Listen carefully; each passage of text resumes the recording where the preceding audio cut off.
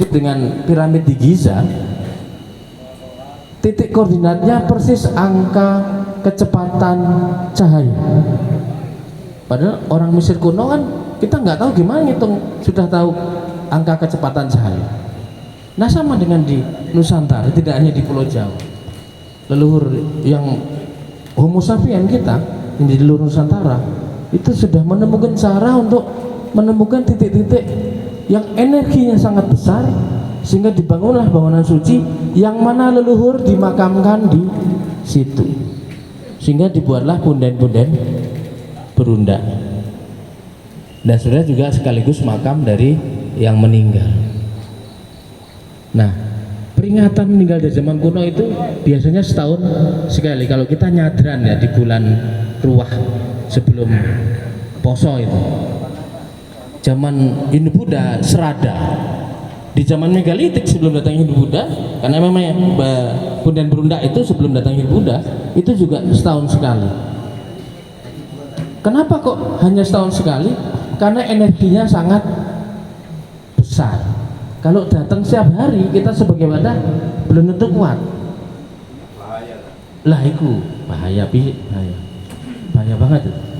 Nah artinya kenapa kita perlu mempelajari masa lalu yang diturunkan para leluhur baik secara tulis, nanti ahlinya ada dengan Didin, dengan Dias, yaitu dalam konteks filologi naskah kuno, atau yang ditransmisikan lewat cerita-cerita tutur turun menurun, yaitu dalam konteks folklore, dalam kajian antropologi.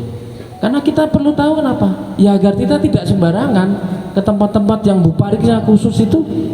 Waktu apa yang kita ke sana? Setahun sekali aja, jangan setiap hari. Meletek kita sebagai wadah nggak kuat.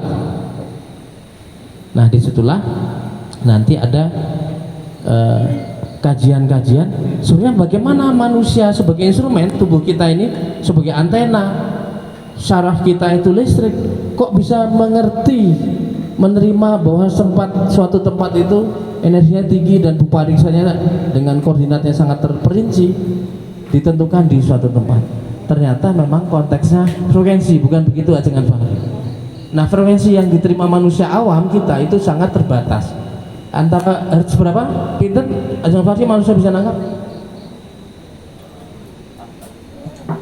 Sampai yang kan ada range bawah sama range atas ya. Tapi hewan-hewan yang lain misalnya anjing, kucing, kelelawar itu ternyata bisa menangkap frekuensi yang rendah di bawah frekuensi yang kita tangkap, atau frekuensi tinggi yang di atas frekuensi yang bisa kita tangkap. Ternyata kita dibandingkan makhluk Tuhan yang lain aja ada kalahnya kan. Nah, itulah nanti juga pentingnya frekuensi, karena juga selain kita menerima persepsi frekuensi, ternyata kebudayaan kita juga mengeluarkan atau menyampaikan suatu frekuensi. Sehingga ada seorang antropolog terkenal namanya Michael Silverstein, dia mempelajari culture, budaya peradaban manusia etnis tertentu dengan hertz, dengan frekuensi seperti musik. Misalnya etnis Minang yang disimbolkan adalah gonjong, atap-atap rumah gadang dengan tanduk kabau kerbau. Lalu musiknya, pakaian yang dikenakan, tarinya menyimbolkan hal-hal yang dalam konteks lingkup frekuensi sekian. Itu seorang Michael Silverstein bisa mengungkapkan data sedetail itu.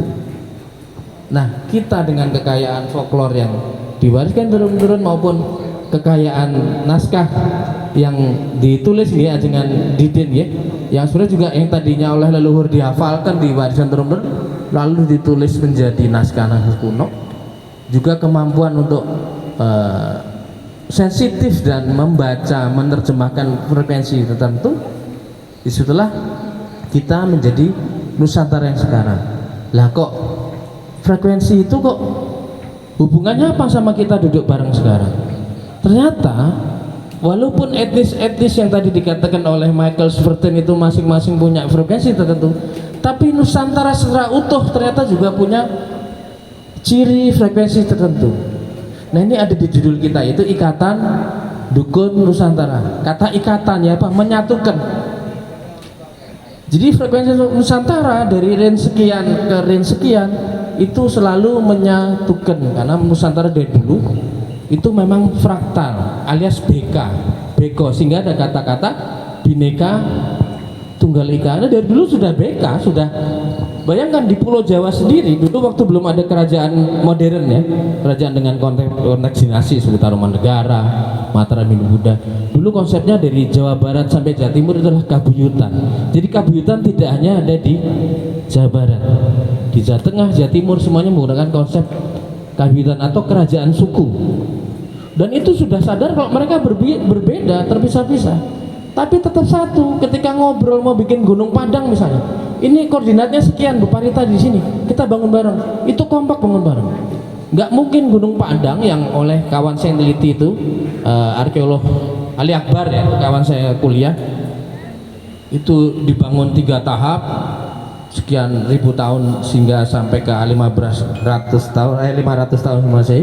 Itu tidak mungkin dibikin oleh satu kabuyutan. Itu ratusan kabuyutan yang kumpul bareng, bangun bareng. Nah, itulah konteks Nusantara itu menyatukan, walaupun sadar berbeda tapi sadar satu leluhur, satu jiwa, soul, satu spirit, satu ruh yang sama. Itulah dalam konteks Pancasila ya, Ketuhanan Yang Maha Esa, tauhid, satu sumber yang sama asal.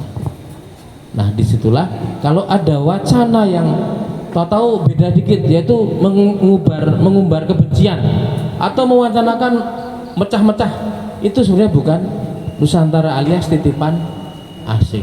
Ada yang mungkin non sewu dengan wajah agama membenci adat, atau bahkan sebaliknya masuk ke adat tapi ngajari benci agama, itu juga bukan Nusantara. Jadi red alertnya, alarmnya gampang.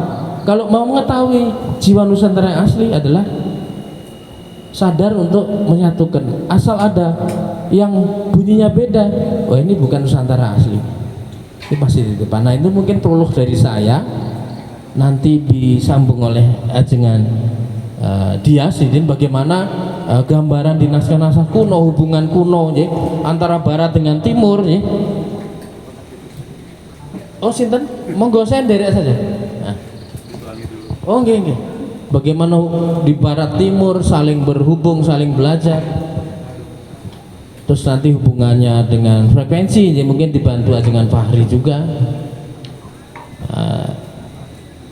Saya serahkan.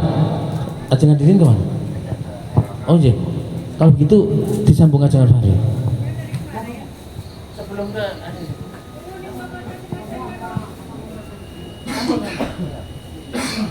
tapi makamnya bisa gantian.